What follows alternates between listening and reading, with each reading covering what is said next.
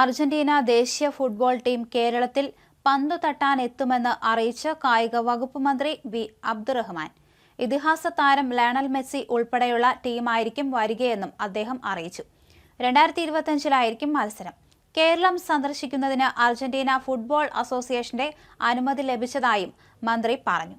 അതിനിടെ ലോകത്തിലെ ഏറ്റവും മികച്ച ടീമാണ് അർജന്റീനയെന്ന മന്ത്രിയുടെ പ്രസ്താവന കേരളത്തിലെ ബ്രസീൽ ഫാൻസിനെയും നിരാശയിലാക്കിയിട്ടുണ്ട്.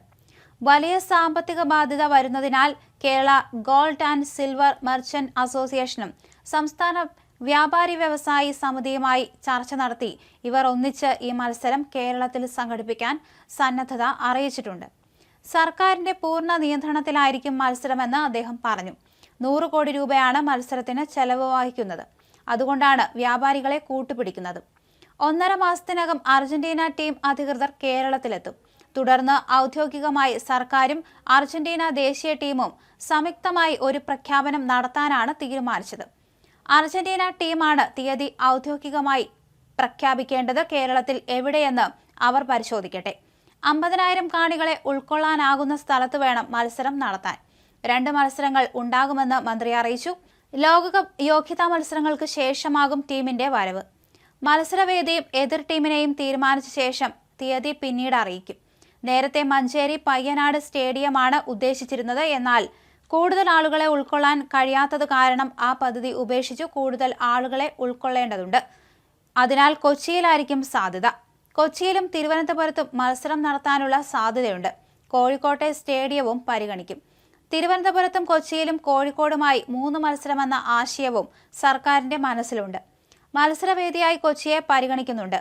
ഇക്കാര്യത്തിൽ അന്തിമ തീരുമാനമായിട്ടില്ല. അടുത്ത വർഷം മത്സരം നടക്കുമെന്നും കായിക മന്ത്രി സ്ഥിരീകരിച്ചു. ഇന്ത്യയും അർജന്റീനയും തമ്മിൽ റാങ്കിങ്ങിലുള്ള വ്യത്യാസം മുൻനിർത്തി വിദേശ ടീമുമായിരിക്കും അർജന്റീന മത്സരിക്കുക. 50,000 കാണികളെ ഉൾക്കൊള്ളാവുന്ന സ്ഥലത്തായിരിക്കും മത്സരം. സന്ദർശന ഫീസ് ഇനത്തിൽ നൽകേണ്ട വൻ തുകയും സൗകര്യങ്ങൾ ഒരുക്കാൻ വേണ്ടിവരുന്ന ഭീമമായ ചെലവും അടക്കമുള്ള കാരണങ്ങൾ നിരത്തി AIFF നേരത്തെ അർജന്റീനയെ ക്ഷണിക്കാൻ വിമുഖത കാണിച്ചിരുന്നു. അതേസമയം ലോക ചാമ്പ്യന്മാരായ അർജന്റീനയെ പോലൊരു ടീം ഇന്ത്യൻ ടീമുമായി കളിച്ച് വലിയ മാർജിനിൽ തോൽപ്പിച്ചാൽ ദേശീയ ടീമിന്റെ ആത്മവിശ്വാസം തകരുമെന്ന വിലയിരുത്തലും AIFF നടത്തിയിരുന്നു എന്ന് റിപ്പോർട്ടുകളുണ്ടായിരുന്നു. അർജന്റീന വന്നാൽ ഗേറ്റ് കളക്ഷനും TV സംപ്രേഷണാവകാശവും പരസ്യ വരുമാനമായി ലഭിക്കുന്ന തുകയുമെല്ലാം ചേർത്ത് ചെലവ് വരുതിയിൽ നിർത്തണമെന്നാണ് കേരളത്തിന്റെ കണക്കുകൂട്ടൽ. ലോകകപ്പ് സമയത്തും മറ്റും കേരളത്തിൽ നിന്ന് ലഭിച്ച വലിയ തോതിലുള്ള പിന്തുണയും ഇവിടേക്ക് ടീമിനെ അയക്കാൻ അർജന്റീനയിലെ ഫുട്ബോൾ അധികൃതരെ പ്രേരിപ്പിച്ച ഘടകമായിട്ടുണ്ട്. കേരളത്തിൽ ഫുട്ബോൾ അക്കാദമികൾ സ്ഥാപിക്കുന്നതും പരിഗണനയിലാണ്.